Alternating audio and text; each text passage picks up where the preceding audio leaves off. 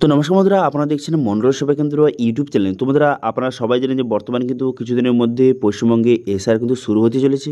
তো সেই ক্ষেত্রে বর্তমানে কিন্তু যে এসআইআর হওয়ার পর বা এসআইআর হওয়ার ফলে বর্তমানে পশ্চিমবঙ্গে ভোটার তালিকা থেকে, ভোটার সংশোধনে যে তালিকা থেকে কাদের নাম বাদ যেতে পারে, অথবা বর্তমানে এসআইআরে কী কী নথিপত্র বর্তমানে লাগতে পারে, এসআইআর বর্তমানে যে হবে সেক্ষেত্রে কী কী নথিপত্র লাগতে পারে, অথবা যে 2002 সালে যাদের ভোটার লিস্টে নাম নেই তাদেরকে কী কী নথিপত্র জমা দিতে হবে, এবং সঙ্গে 2002 সালের ভোটার লিস্ট কীভাবে ডাউনলোড করবেন, সমস্ত কিছু এই ভিডিওতে আপনাদের দেখিয়ে দেবো। ঠিক আছে, 2002 সালের ভোটার লিস্টে যাদের নাম নেই তাদের কী করতে হবে, অথবা তাদের কী ডকুমেন্টস জমা করতে হবে, অথবা যাদের নাম রয়েছে তাদের কী করতে হবে বা তাদের কী ডকুমেন্টস জমা করতে হবে।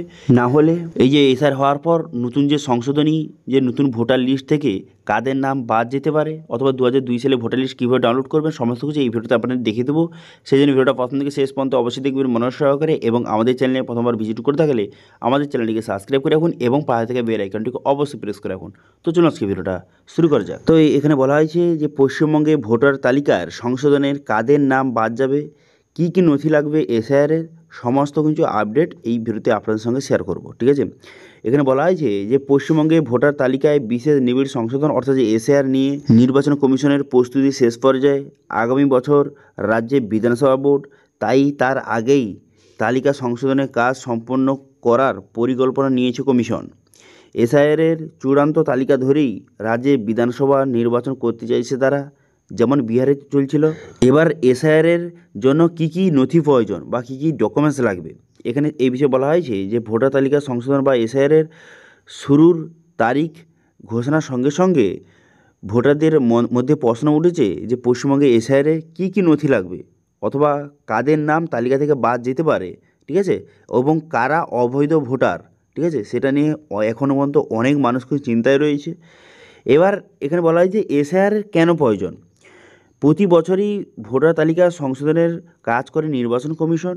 নতুন নাম নথিভুক্ত করার পাশাপাশি মৃত এবং অবৈধ ভোটারের নাম তালিকা থেকে বাদ দেওয়া হয়। তবে কমিশন মনে করে যে এই প্রক্রিয়া ত্রুটিপূর্ণ নয়। নাম তোলা বা বাদ দেওয়ার ক্ষেত্রে অনেক কিন্তু যে সমস্যা বা রয়েছে, অনেক কিছু ত্রুটি রয়েছে। এবার এসআইআরে করলে সব ভোটারের নাম নতুন করে নথিভুক্ত করা হবে। এতে নিশ্চিত হবে যে দুটি বিষয় নিশ্চিত হবে, একটি হচ্ছে কোনো বৈধ ভোটার যেন বাদ না যান, এবং কোনো অবৈধ ভোটার যেন তালিকায় না থাকেন। এই জন্য কিন্তু এসআইআর করা হচ্ছে। পশ্চিমবঙ্গে 2002 সালের শেষবার ভোটার তালিকায় অমূল যে বিশেষ সংশোধন হয়েছিল, ঠিক আছে, 2002 সালে। এবার 10 থেকে 15 বছর ধরে গোটা দেশে এই কাজ কিন্তু আর করা হয়নি। এবার দীর্ঘ সময় পর কমিশন পুনরায় কিন্তু এই সিদ্ধান্ত নিয়েছে যে পুনরায় কিন্তু এসআইআর করা হবে। ঠিক আছে, সেই জন্য কিন্তু বর্তমানে যে পশ্চিমবঙ্গে এসআইআর কিন্তু হতে চলেছে। ঠিক আছে, বিহারে হয়ে গেল, এবার কিন্তু পশ্চিমবঙ্গে হতে চলেছে। ঠিক আছে, এবার বলে রাখি এসআর করতে কী কী ডকুমেন্টস লাগবে। দেখুন, এখানে বলে দেওয়া হয়েছে যে কী কী নথি বা ডকুমেন্টসের প্রয়োজন। প্রত্যেকের বাড়িতে ইমিউনারেশন যে ফর্ম পৌঁছে দেবে বুথ লেভেল অফিসার। ঠিক আছে, অর্থাৎ যে বিএলও, সেই ফর্মের সঙ্গে কমিশনের নির্ধারিত 11টি নথি মধ্যে যে কোনো একটি নথি কিন্তু জমা করতে হবে। ঠিক আছে, তবে 2002 সালের ভোটার তালিকায় নাম থাকলে কোনো নথি প্রয়োজন না। ঠিক আছে, কোনো রকম নথি কিন্তু প্রয়োজন হবে না। অর্থাৎ যে ইমিউনেশনের ফর্মটা যে আপনাকে প্রোভাইড করা হবে, সেই ফর্মটা ফিল আপ করে দিলেই কিন্তু হয়ে যাবে, যদি 2002 সালে ভোটার লিস্টে নাম থাকে। এবার আপনার নাম নেই, আপনার বাবার নাম যদি থাকে তাও হবে, অথবা আপনার দাদুর নাম থাকলে তাও কিন্তু হবে। ঠিক আছে, তো সেক্ষেত্রে এখানে 2002 সালে যদি আপনার বাবা মা মায়ের নাম যদি থাকে সেক্ষেত্রে কিন্তু খুব ভালো কিন্তু হয়। ঠিক আছে, বাবা মার নাম থাকলে আর কোনো রকম চিন্তা কিন্তু থাকবে না। অথবা যদি এই আপনার যদি নাম না থাকে, ঠিক আছে, আপনার বাবার বা মার নাম নেই, তো সেক্ষেত্রে এই 11টি ডকুমেন্টসের মধ্যে আপনাকে ডকুমেন্টস কিন্তু সাবমিট করতে হবে। যেই ডকুমেন্টসটা রয়েছে সেই ডকুমেন্টসটা কিন্তু আপনাকে সাবমিট করতে হবে। সঙ্গে আধার কার্ড দিতে হবে, এবং সঙ্গে এই 11টি নথির মধ্যে যে কোনো একটি ডকুমেন্টস আপনাকে সাবমিট করতে হবে। এবার এই 11টি নথি কী কী বা 11টি ডকুমেন্টস কী কী, এখানে বলা হয়েছে 1 নম্বর বলা হয়েছে যে কেন্দ্রীয় বা রাজ্য সরকারের কর্মী বা পেনশনধারীর পরিচয়পত্র। ঠিক আছে, এটা 1 নম্বর।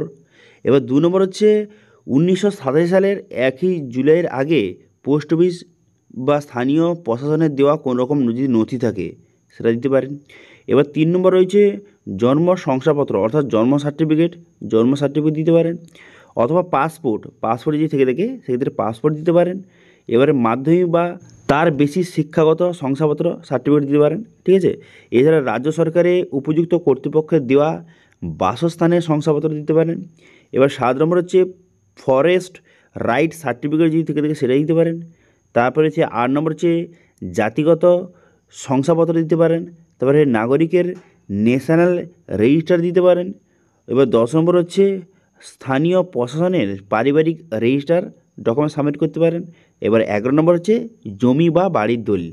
এই 11টি ডকুমেন্টসের মধ্যে যে কোনো একটি যেই ডকুমেন্টসটা আমার রয়েছে সেটা কিন্তু আপনাকে সেই ইমিউমারেশন ফর্মটা ফিল আপ করে তার সঙ্গে এই ডকুমেন্টসটা অ্যাটাচ করে জমা দিতে হবে, ঠিক আছে। যাদের কিন্তু 2002 সালে নাম নেই, এবার 2002 সালে যদি আপনার বাবার নাম থেকে থাকে সেক্ষেত্রে যে যার নাম রয়েছে 2002 সালে তাকে কিন্তু কোনো রকম ডকুমেন্টস না দিলে হবে। এবার আপনার ক্ষেত্রে কী হবে, আপনার বাবার নাম যদি থেকে থাকে সেক্ষেত্রে আপনার একটি ডকুমেন্টস দিতে হবে যে আপনার সঙ্গে আপনার বাবার সম্পর্কটা কী, সেক্ষেত্রে একটি আধার কার্ড দিয়ে দিলে হবে সে, ঠিক আছে। আর কোনো রকম ডকুমেন্ট দিতে হবে না। তবে এখানে বলা হয় যে সুপ্রিম কোর্ট নির্দেশে আধার কিন্তু পরিচয়পত্র হিসেবে গণ্য করা হবে। তো সেক্ষেত্রে কিন্তু শুধু আধার কার্ড দিলে কিন্তু হবে না। তো সেক্ষেত্রে আধার কার্ডের সঙ্গে এই 11টি নথির মধ্যে যে কোনো একটি ডকুমেন্টস দিলেই কিন্তু হয়ে যাবে, ঠিক আছে। যাদের কিন্তু 2002 সালের নাম নেই, ওকে, বোঝা গেল। কিন্তু 2002 সালে যদি আপনার বাবার নাম থেকে থাকে সেক্ষেত্রে কোনো রকম ডকুমেন্টস দিতে হবে না, সেই ফর্মটা ফিল আপ করে দিলেই কিন্তু হয়ে যাবে, ওকে, বোঝা গেল, ক্লিয়ার। এবার 2002 সালের যে ভোটার লিস্টটা কীভাবে আপনারা ডাউনলোড করবেন সেটা কিন্তু ভিডিওর শেষে আপনাদের দেখিয়ে দেবো, ঠিক আছে। এখানে বলা হয়েছে যে এখানে আর কি বলা হয়েছে, কারা এমিউমারেশন ফর্ম পাবেন। এখানে বলা হয়েছে এসআইআর ঘোষণার পর দিল্লি থেকে ভোটারদের সফট কপি নির্বাচন নিবন্ধন অফিসারদের অর্থাৎ ইআরও পোর্টালে কিন্তু পাঠাবে কমিশন। এরপর ছাপার মাধ্যমে, ঠিক আছে, ছাপানো হবে সেই যে ফর্ম বিএলওর মাধ্যমে প্রত্যেক বাড়ি বাড়ি কিন্তু ছাপানোর পর সেই যে ফর্মটা ইমিউমারেশন ফর্মটা বিএলওরা কিন্তু বাড়ি বাড়ি গিয়ে পৌঁছে দেবে, ঠিক আছে। এবার এই যে ভোটার কার্ডের নম্বর, নাম, ঠিকানা, জন্ম তারিখ, ছবি সহ পুরো 90% তথ্য কিন্তু সেই ফর্মে থাকবে, ঠিক আছে। কিন্তু কিছু ডিটেলস সেখানে বসাতে হবে। পশ্চিমবঙ্গে প্রায় 7.65 কোটি কিন্তু ভোটার রয়েছে।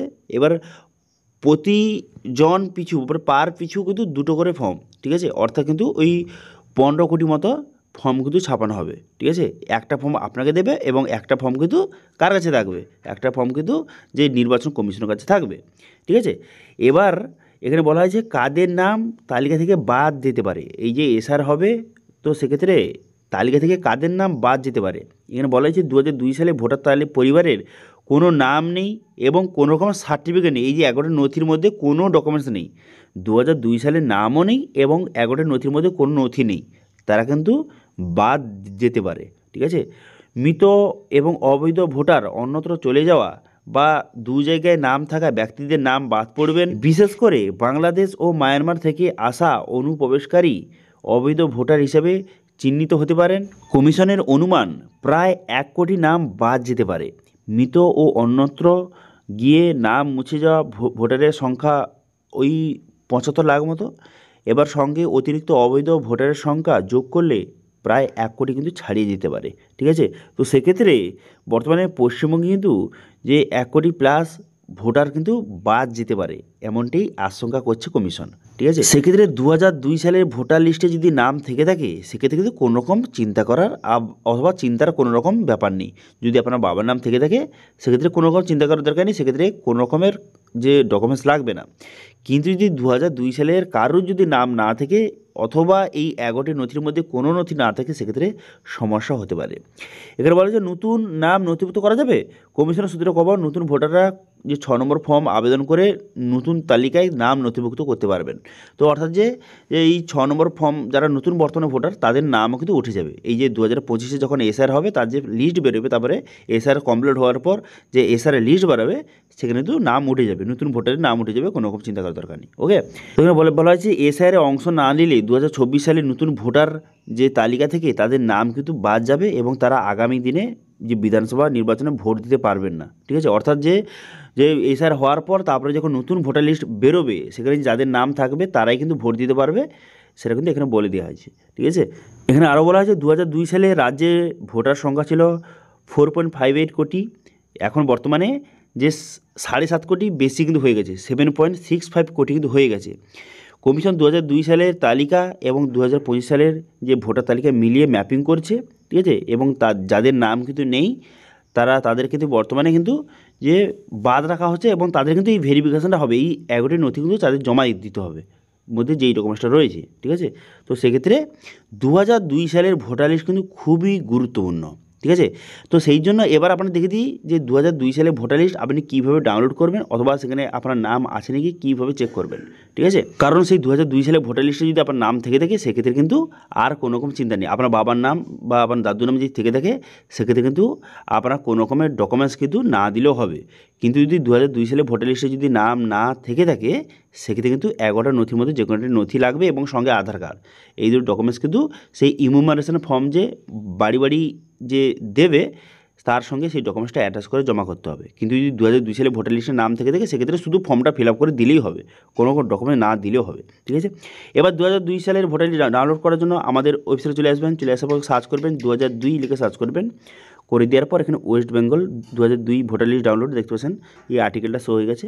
এই আর্টিকেলটা ওপেন করবেন, ওপেন করার পর নিচের দিকে একটু যাবেন, যার পর একটি গভর্নমেন্টের অফিসিয়াল লিঙ্ক কিন্তু প্রোভাইড করে দেওয়া আছে।